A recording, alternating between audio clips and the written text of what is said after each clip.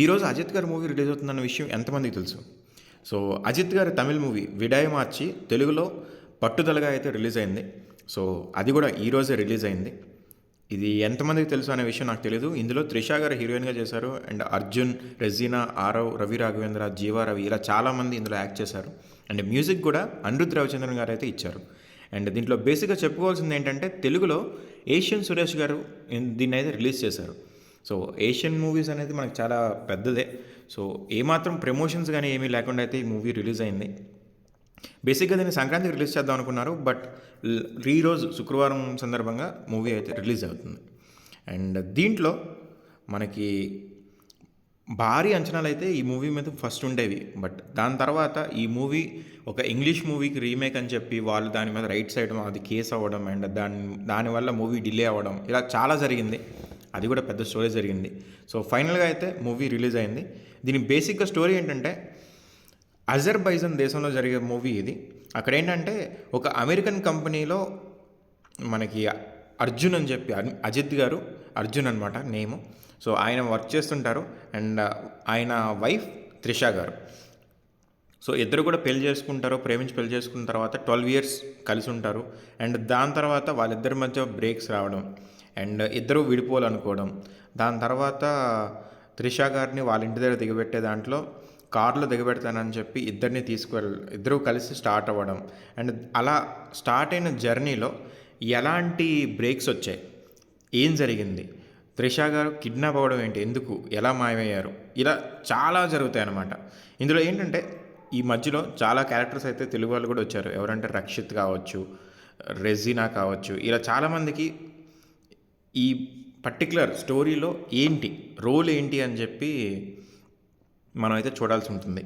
ఇందులో బేసిక్గా ఏంటంటే మొత్తం కూడా స్టోరీ అంతా కూడా క్యారెక్టర్స్ మధ్యలో రన్ అవుతుంది. సో, రోడ్ ట్రిప్ హర్రర్గా హాలీవుడ్ నుంచి ఇప్పటికి చాలా మూవీస్ అయితే వచ్చాయి. సో, బేసిక్ అలాంటి హాలీవుడ్ మూవీ నుంచి ఇన్స్పైర్ అయ్యే ఈ మూవీని అయితే తీశారు. అండ్ అజిత్ గారి మాస్ ఎలిమెంట్స్ని ఆశించి ఈ మూవీకి వెళ్తే మాత్రం చాలామంది డిసప్పాయింట్ అవుతారు. మనం చూస్తున్న రివ్యూస్ కూడా బేసిక్గా ఏంటంటే అందరూ కూడా అదే చెప్తున్నారు తమిళ్లో నుంచి. అజిత్ గారి స్టైల్ దగ్గర నుంచి, అజిత్ గారి నుంచి ఎక్స్పెక్ట్ చేస్తున్న మాస్ ఎలిమెంట్స్ ఈ మూవీలో లేవు అని చెప్పి చెప్తున్నారు. అండ్ ఒక వీడియో అయితే చూశాను, ఒక కామన్ ఆడియన్. నేను ఓన్లీ అజిత్ గారి పేరు వచ్చినప్పుడు మూవీ పేరు వచ్చినప్పుడు అండ్ అజిత్ గారి ఎంట్రన్స్ ఈ 2 ప్లేసుల్లోనే అరిచాను, మిగిలిందంతా సైలెంట్గా కూర్చున్నాను మూవీలో అని అయితే చెప్పారు. సో, ఇదేంటంటే ఒక స్టైలిష్ మూవీ. ఆయన గత మూవీస్తో కంపేర్ చేసుకొని చూసుకోకూడదు. సో, ఇదేంటంటే అజిత్ని కొత్తగా చూడాలనుకునే వారికి మాత్రం ఇది చాలా నచ్చుతుంది. ఇందులో ఏంటంటే భార్య కోసం ఒక హస్బెండ్ వెతుక్కొని వెళ్ళడం. సో, ఆ ప్రయాణంలో జరిగే స్టోరీస్ అండ్ అక్కడున్న ట్విస్ట్లు ఏవైతే ఉన్నాయో వాటన్నిటి మీద అయితే మూవీ రన్ అవుతుంది. సో, మూవీకి అయితే మాత్రం స్టోరీయే మెయిన్. అండ్ ట్విస్ట్లు అవన్నీ కూడా ఈ మూవీలో అయితే బాగా పెట్టారు. బట్ స్టిల్ ఇదైతే మాత్రం ఆడియన్స్ని ఎంగేజ్ చేయడంలో అయితే కొంచెం ఫెయిల్ అయిందనే చెప్పాలి. ఎందుకంటే స్టోరీలో కూడా అంత కొత్తగా అయితే ఏం లేదు. మూవీ అయితే చాలా బాగా స్టార్ట్ అవుతుంది. అండ్ దాని తర్వాత నుంచి స్లోగా అలా స్లో అయిపోవడం అండ్ దాని తర్వాత రోడ్ ట్రిప్ కానీ ఇవన్నీ కూడా మనకు కామన్గా చూసేవే. హాలీవుడ్ మూవీస్ ఎక్కువ చూసే వాళ్ళకైతే ఈ మూవీ ఎక్కకపోవచ్చు. బట్ స్టిల్ అజిత్ గారి కోసం అయితే ఈ మూవీ ఒకసారి చూసే ఛాన్స్ అయితే ఉంది. అండ్ అలాగే మనకి ఒరిజినల్ స్టోరీ అయితే మాత్రం సెకండ్ హాఫ్ నుంచి స్టార్ట్ అవుద్ది. సో, కార్ సీక్వెన్స్లు కానీ ఫైట్లు కానీ ఇవన్నీ కూడా చాలా బాగా వెళ్తాయి. అండ్ ఒక్కొక్కరిని క్యారెక్టర్స్ రివీల్ చేసుకుని వెళ్ళడం అండ్ అది ప్రతిదీ కూడా చాలా థ్రిల్లింగ్గా అయితే ఉంటుంది.